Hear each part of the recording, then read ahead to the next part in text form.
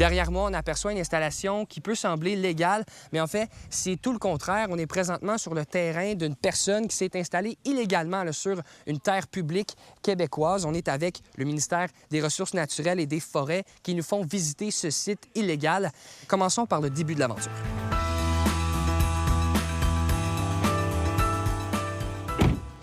Alors c'est parti, quelques kilomètres en auto, 300 mètres de marche à compléter avant d'arriver à cette occupation sans droit d'un terrain public dans les bois de Saint-David-de-Falardeau.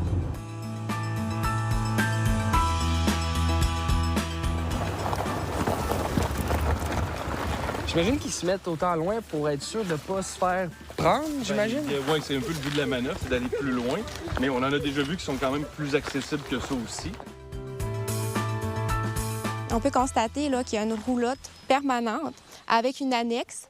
Il y a aussi une bécasse un peu plus loin. On peut voir beaucoup de débris, de déchets qui traînent un peu partout. Ce n'est pas la première fois que ce terrain a été occupé illégalement. Dans le passé, une autre personne ou peut-être la même personne a déjà occupé ce terrain illégalement. Le ministère des Ressources naturelles et des Forêts tente de savoir qui est cette personne qui s'est installée. En regardant les images satellitaires, elle a vu « Ah, tiens donc, un bâtiment, un endroit où il n'est pas supposé y en avoir ». On collabore beaucoup avec la MRC. Elle va venir afficher un avis de prise de possession sur le bâtiment.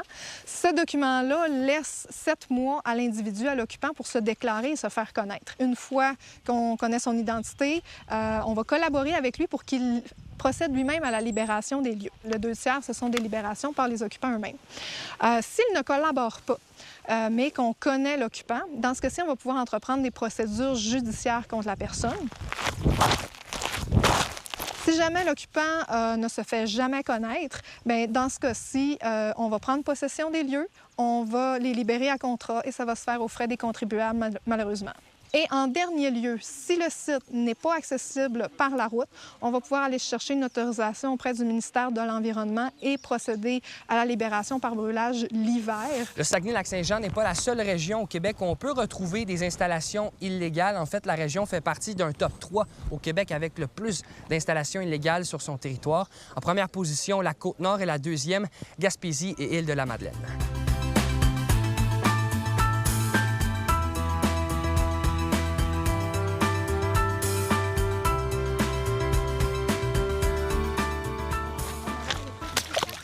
Sur les terres publiques québécoises, on peut pêcher, chasser, s'installer temporairement en campant, par exemple, et le ministère des Ressources naturelles et des Forêts encourage les Québécois à le faire, mais de le faire de façon légale.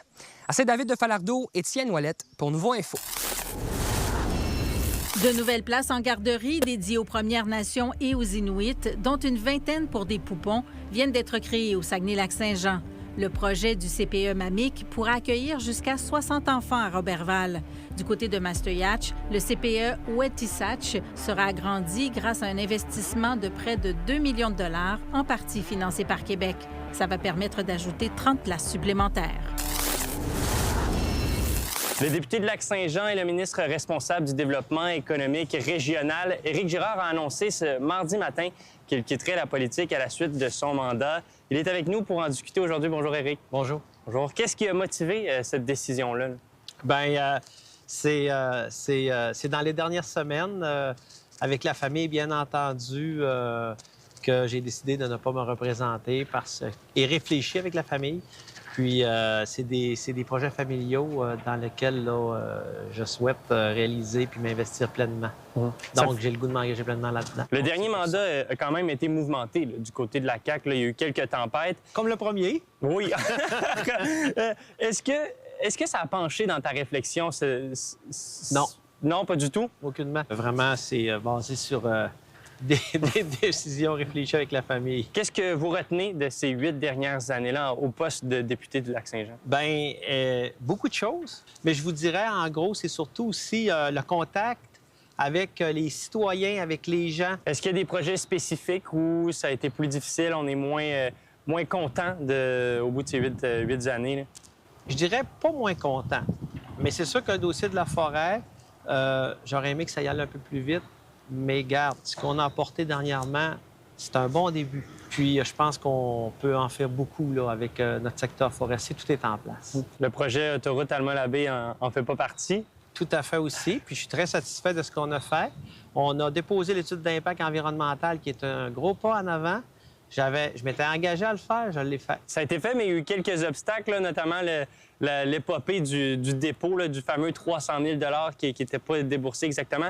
Ça a été reçu comment, ça, que ça sorte comme ça, puis que ce soit en quelque sorte critiqué également, là, que ce soit pas déposé? Bien, écoutez, moi, là, je travaillais déjà ce dossier-là à le déposer. C'était déjà le travail était déjà fait, même avant tout ça. Il fallait que le ministère des Transports termine l'étude. Donc là, l'étude est déposée. On a eu les sommes justement pour la déposer, pour commencer l'analyse. Donc, en fait, j'ai répondu aux demandes de mes citoyens. J'ai répondu aux élus, comme j'ai toujours fait.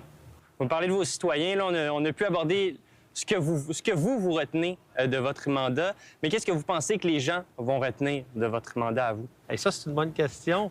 Je suis pas... moi, je pense que j'ai été disponible, puis très à l'écoute de mon monde, puis très présent. Et c'est ce que moi, je pense. Mais ça sera aux gens à vous le dire. À trancher. Finalement, qu'est-ce qu'on vous souhaite pour la suite? Au-delà du mandat, là, on vous souhaite quoi? Bien, je vais continuer mon travail, je vais continuer à être engagé, mais différemment. OK. Bon, bien, merci beaucoup, Éric Girard. Merci. Au plaisir. La nouvelle passerelle piétonne du 350e anniversaire de Chicoutimi sera construite en partenariat avec Rio Tinto.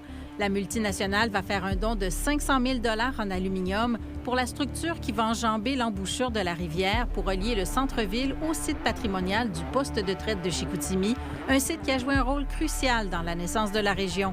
Le projet, réalisé en collaboration avec l'UQAC et les Premières Nations, devrait être inauguré en 2028. On va fournir à la hauteur de 500 000 $ de l'aluminium pour la construction de la passerelle.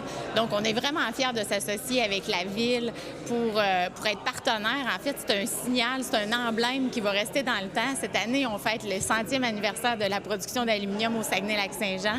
Donc, on est vraiment fiers de s'associer à la Ville, puis ça met en lumière l'expertise de nos gens et de l'ensemble de nos partenaires.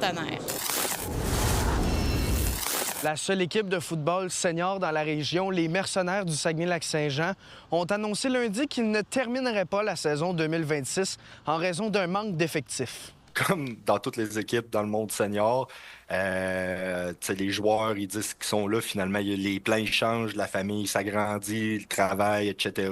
Il y a la réalité régionale. Le Saguenay, c'est une région éloignée. Des fois, c'est pas tout le monde qui sont prêts à aller au Saguenay, même s'ils viennent de la région. Fait qu'il y a tout le temps eu cet enjeu-là. Ce n'est pas le premier départ cette saison dans la Ligue de football senior du Québec.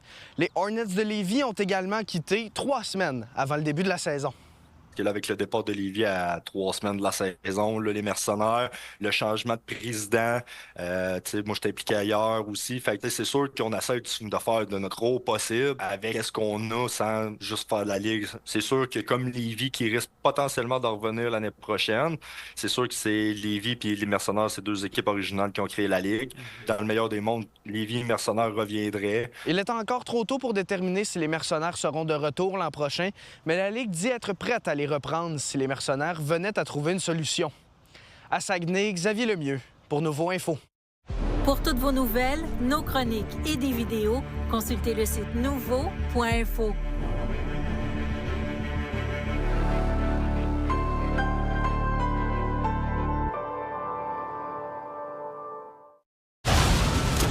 Le monde est en crise. Les guerres et les conflits se multiplient. Le champ des règles est un champ de ruines. Pour nous protéger, est-ce que le Canada doit développer l'arme nucléaire? Je pense qu'on pourrait avoir ces discussions. La meilleure protection contre le pire scénario, c'est de s'y préparer. Comme outil de dissuasion ultime face aux menaces étrangères. Tout a changé. Il faut prendre ça beaucoup plus au sérieux qu'auparavant. Tu me tapes dessus, je te tape dessus. Mais le Canada a-t-il vraiment la capacité de la fabriquer? On a accès à l'uranium, on a l'expertise. La participation de forces alliées à nos activités nucléaires. Ou d'accueillir sur son territoire les armes nucléaires de ses alliés. Est-ce que la France serait prête à sacrifier Paris pour Ottawa? Il faut arrêter de jouer avec la vie de tout le monde. L'arme nucléaire pour le Canada, une bonne idée ou de la pure folie?